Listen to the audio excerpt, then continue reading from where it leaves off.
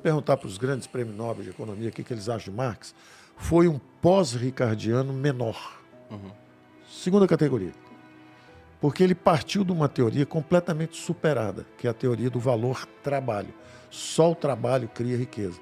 Isso é uma tolice monumental. Por exemplo, se você tiver o trabalho com uma tesoura de cortar grama, você leva, por exemplo, se você for um jardineiro, você vai cuidar de um jardim a cada 3, 4 dias. Você vai ficar 3, 4 dias porque você tem um capital chamado tesoura.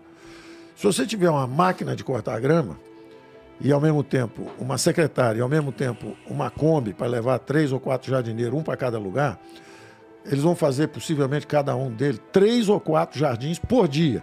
A produtividade vai ser muito maior. E ele vai ganhar 3, 4, 5 vezes mais do que ganhava antes. Então, é uma falácia.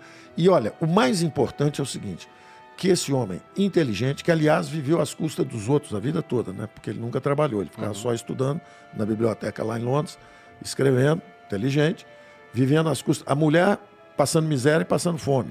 Os filhos passando fome. E ele escrevendo como é que ele ia libertar a raça humana. Resultado, essa receita dele foi aplicada na Rússia. 30 milhões de pessoas passando a grande fome. Foi aplicada na China. 60 milhões de pessoas na miséria. E aí vieram as variantes aqui para nós. O último exemplo está aqui, a Venezuela. O socialismo bolivariano do século XXI. 4 milhões de bolivianos, de venezuelanos fugindo. O Brasil está recebeu milhares. Da mesma forma, nós vimos Cuba, empobreceu. Nós estamos vendo a Argentina indo para a inflação. Então, veja bem, o inferno está cheio de boas intenções. Então, um homem bem intencionado, culto, como era Marx, mas, lamentavelmente, baseado numa teoria equivocada, que era a teoria do valor-trabalho. Então, esse homem levou milhares de pessoas e milhões de pessoas à miséria, inclusive pela reação que provocou. Se você falar assim, quem são os nazistas? Os nazistas são os nacional-socialistas.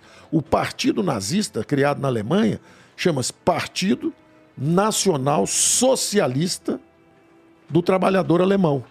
Porque o que acontecia? Como tinha a Internacional Socialista, que são trabalhadores do mundo, univos e vamos destruir o capitalismo, os nacionalistas criaram um partido também socialista, porque todo mundo era socialista. E foram duas guerras mundiais, e agora uma guerra fria logo depois, e distribuindo miséria para o mundo inteiro. Mas só para terminar, a China, a Índia, o Paquistão, 3,8 bilhões de eurasianos, pessoas que viviam no leste europeu, Polônia, Hungria, República Tcheca, que era a Tchecoslováquia, Iugoslávia, que também se partiu em Croácia, etc. Esse pessoal todo, viúvas do socialismo, cansados da miséria e da fome, abandonaram esse princípio e mergulharam nos mercados globais. Então a China saiu da miséria, a Índia está saindo da miséria, justamente quando eles abandonaram essa noção econômica. Continuaram com regimes políticos fechados, com regimes ainda fechados. Mas economicamente já aposentaram Marx há muito tempo. Ponto extraordinário, porque a verdade é o seguinte, você tem que entender o outro lado, você tem que escutar o outro lado. Eu sempre escutei, eu li tudo que a esquerda escrevia. Eu li tudo. Eu jovem ainda, todo cara jovem, com empatia, com idealismo, a tendência dele é justamente ir um pouco para o lado de lá. Porque o socialismo roubou a bandeira das grandes religiões. A bandeira das grandes religiões foi sempre o quê? A fraternidade, a igualdade, nós somos todos iguais, somos todos filhos de Deus, irmãos. Então as grandes religiões sempre foram muito generosas, muito fraternas. E o ser humano nunca viveu no vácuo. Ele sempre viveu em comunidades. Nós devemos estar sempre juntos. A nossa espécie, inclusive, sobreviveu porque ela é cooperativa, acima de tudo. Nós somos cooperativos. Então, essa ideia de ver o mercado é competição, é um tirando o dinheiro do outro, é explorando. É uma visão completamente equivocada. Você está usando um relógio. Você fez esse relógio? Não. Você está usando uma camisa. Você usou essa camisa? Fez essa camisa? Não, mas mais ou menos. Mas você não costurou, né? Não. Você fez esse microfone? Não. Ou fez essa lâmpada? Como é que você usa isso tudo? Você colabora com serviços de comunicação, recebe em troca desse serviço prestado alguma coisa que te permite usar toda essa cooperação humana que está aqui dentro. Isso é magnífico, isso é extraordinário. Para você poder ser um pianista, você tem que viver numa sociedade sofisticada. Como é que você vai ser um pianista se você não sabe plantar batata numa tribo? Então você precisa de uma sociedade sofisticada que troca, não é? Por isso que tinha poucos no passado, porque tinha um rei e tinha que te patrocinar.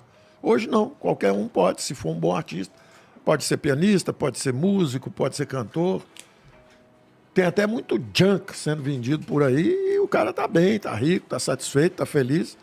Porque se o gosto for junk, o junk passa. Por exemplo, eu adoro junk food, eu escuto junk music também. Tudo bem, pô. Então, essa visão da cooperação humana é muito mais poderosa do que essa visão de que nós somos uns contra os outros, que nós, na verdade, um para dar certo tem que explorar o outro. É falso, é errado. A natureza pode ser um jogo de soma zero, mas não a humanidade. A humanidade é cooperativa. 1 mais 1, 6. Nós vamos colaborar e nós vamos criar algo bem maior do que nós. Então, esse senso de propósito, para quem se aprofunda em estudo de economia, entende isso, torna essa visão da esquerda quase que uma tragédia. Eu tenho artigos escritos, quando o socialismo bolivariano começou, eu falei, bom, eu já vi isso tantas vezes na história, que eu só posso me sentir apiedado do que vai acontecer na Venezuela. Eu tenho isso escrito quando o Maduro, o Chaves, na verdade, subiu. Eu falei assim, olha, que pena, nós vamos assistir mais uma tragédia. A quinta maior renda per capita do mundo era a Argentina. O primeiro metrô, um sinal de civilização, riqueza. A Argentina está afundando há 100 anos, não é? E o Brasil está afundando há uns 30. Então, isso já aconteceu tantas vezes. 3/4 do século o Brasil foi um dos líderes, né, de crescimento? O Brasil, no século passado, durante 3 ou 4 décadas, foi a economia mais dinâmica do mundo, 7,3%. Final do governo militar já estava crescendo 5%, já está começando a descer, por causa do modelo econômico. Modelo econômico ruim. O que tu quer dizer com modelo econômico? O modelo econômico é o seguinte, você tem duas grandes visões.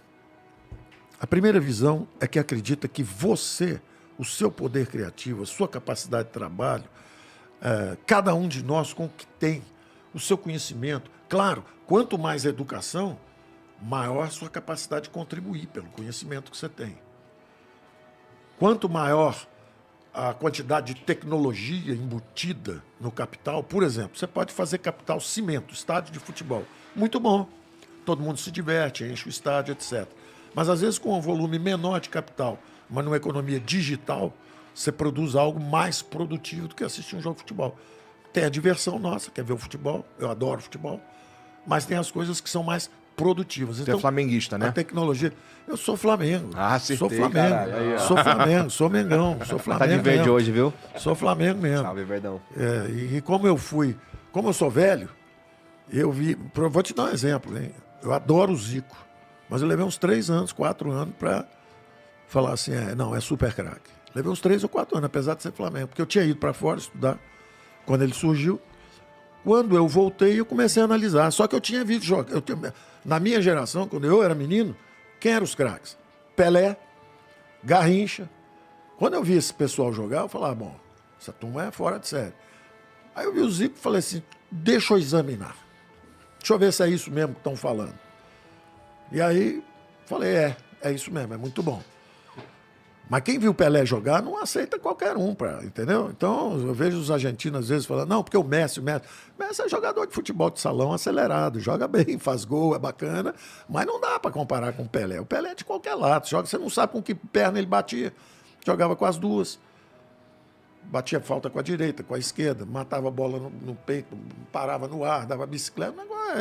Olha os filmes, veja os filmes antigos. Veja o que é o Pelé jogando e vê a turma jogando hoje. Vê a turma jogando hoje. Pô, mas eu já atrapalhei, cara. Você estava falando sobre o modelo econômico. Econômico. Então está dizendo o seguinte, tem 2 grandes visões. Uma visão é de que nós todos somos muito valiosos e criamos muito valor. É o que se chama de uma economia de mercado. Cada um de nós, na sua vantagem. Por exemplo, um vive no campo, ele começa a produzir lá alimentos. O outro vai para uma universidade, vira professor, distribui conhecimento. O outro é um bom comunicador, como você, vira um provedor de serviço de comunicação, bota uma opção de gente ligada, seguindo, ouvindo, querendo saber o que está acontecendo.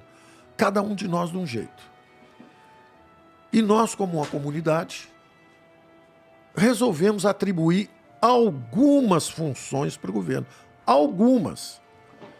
Por exemplo, nós não atribuímos para o governo o direito de escolher se nós vamos ter religião ou não, ou que religião vamos ter. Nós não atribuímos ao governo o direito de dizer em que nós vamos trabalhar, a que preço você pode vender o seu serviço ou não.